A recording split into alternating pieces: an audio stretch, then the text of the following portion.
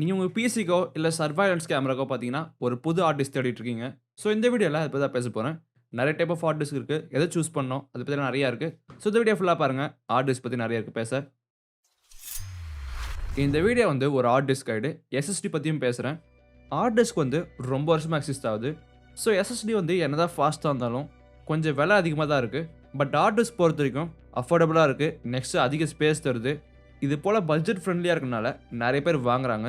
So நீங்க வந்து ஒரு பீஸ்ல எஸ்எஸ்டி இன்ஸ்டால் பண்ணலாம், ஹார்ட் டிஸ்க் இன்ஸ்டால் பண்ணலாம். இந்த வீடியோல குறிப்பா ஹார்ட் டிஸ்க் பத்தி தான் பேச போறேன். ஃபர்ஸ்ட் ஹார்ட் டிஸ்க் வந்து எப்படி ஒர்க் ஆகுது பார்த்துடலாம். அத கண்டிப்பா நீங்க தெரிஞ்சுக்கணும். ஒரு ஹார்ட் டிஸ்க் ஓப்பன் பண்ணி பார்த்தீங்கன்னா, 3 விஷயம் பார்க்க போறீங்க. ஃபர்ஸ்ட் அந்த ஹார்ட் டிஸ்கோட மதர் போர்டு, நெக்ஸ்ட் அந்த நீடலும், கடைசியா வந்து அந்த டிஸ்க் இருக்க போது. இந்த டிஸ்க் இருக்கு பார்த்தீங்களா, அது வந்து அலுமினியம்ல செஞ்சிருக்காங்க. இது ரொம்ப ரொம்ப ஃப்ராஜைல்.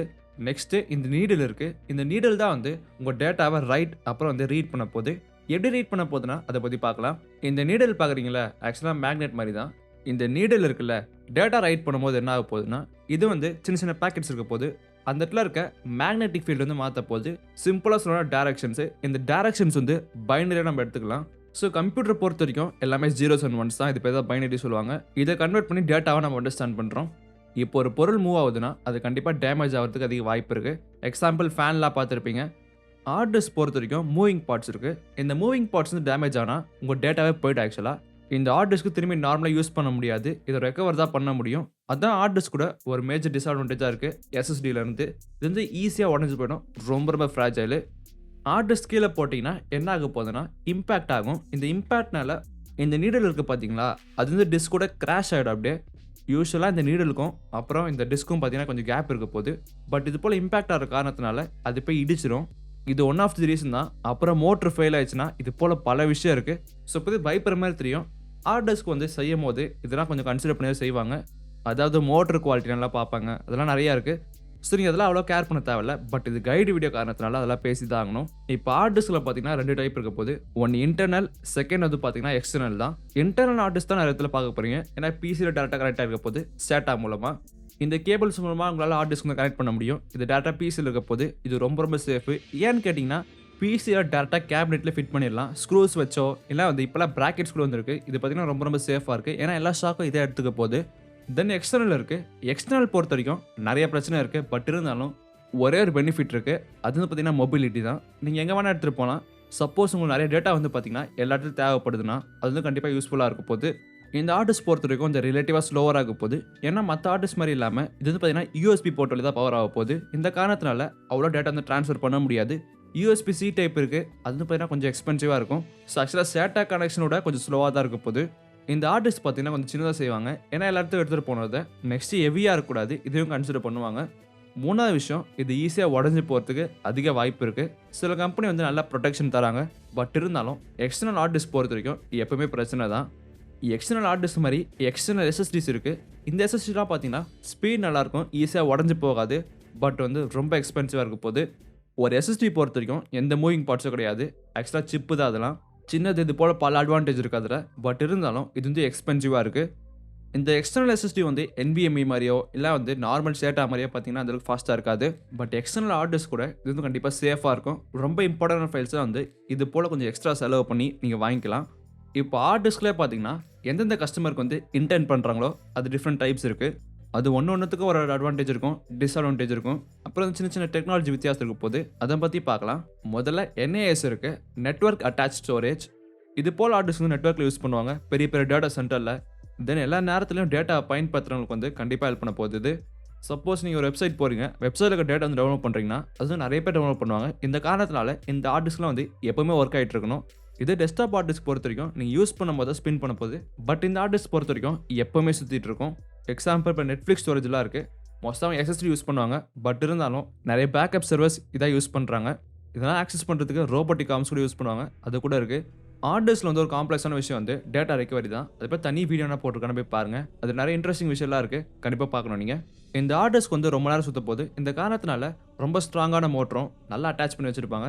ரொம்ப நேரம் ஸ்பின் பண்ற காரணத்தினால அதிகமா ஸ்பீட் இருக்காது. அடுத்த டைப் வந்து சர்வைலன்ஸ் இருக்கு. சர்வைலன்ஸ் ஹார்ட் டிஸ்க் வந்து நீங்க CCTV வச்சிருந்தீங்கன்னா, அந்த ஃபுட்டேஜ் வந்து ரெக்கார்ட் பண்றதுக்கு ஒரு ஹார்ட் டிஸ்க் தேவை. இந்த ஹார்ட் டிஸ்க்கும் பார்த்தீங்கன்னா வந்து எப்பவுமே ரைட் பண்ணிட்டு இருக்க போது. இது ரொம்ப ரொம்ப இம்பார்ட்டன்ட் கூட. அத நீங்க லூஸ் பண்ணக்கூடாது. ஏன்னா CCTV ஃபுட்டேஜ் வந்து ரொம்ப ரொம்ப முக்கியம். இது போல சர்வைலன்ஸ் ஹார்ட் டிஸ்க்லாம் பார்த்தீங்கன்னா கொஞ்சம் சீப்பாக தான் இருக்க போகுது. இது அந்த அளவுக்கு ஸ்பீடாக இருக்காது. பட் எதில் ஸ்பெஷலாக இருக்க போகுதுன்னா ஒரே டைமில் டிஃப்ரெண்ட் ஃபுட்டேஜ் வந்து பார்த்தீங்கன்னா ரைட் பண்ண போகுது. அதுக்காக டியூன் பண்ணி அப்புறம் வந்து மதர் போர்டு வச்சுருக்காங்க. இதனால் ரைட் பண்ண ஈஸியாக இருக்க போகுது. தென் இந்த கம்ப்யூட்டர்ஸில் யூஸ் பண்ண முடியுமா? யூஸ் பண்ண முடியும். பட் இது போல் என்ஏஎஸ் டிரைவோ இல்லை சர்வைலன்ஸ் வாங்குறதோட நார்மல் டெஸ்க்டாப் கிரேட், அதாவது கன்சியூமர்ஸ் கொடுக்குற அதே ஹார்ட் டிஸ்க் வாங்கலாம் நீங்கள். ப்ரைஸ் வந்து அவ்வளோ டிஃப்ரென்ஸ் இருக்காது. பட் இருந்தாலும் பெரிய அட்வான்டேஜாக ஸ்பீட்ஸ் இருக்க போகுது. ஏன்னா இப்போ வந்து பார்த்தீங்கன்னா நிறைய பேர் கேமர்ஸ் இருக்கீங்க, அப்புறம் கண்டென்ட் கிரியேட்டர்ஸ் இருக்கீங்க.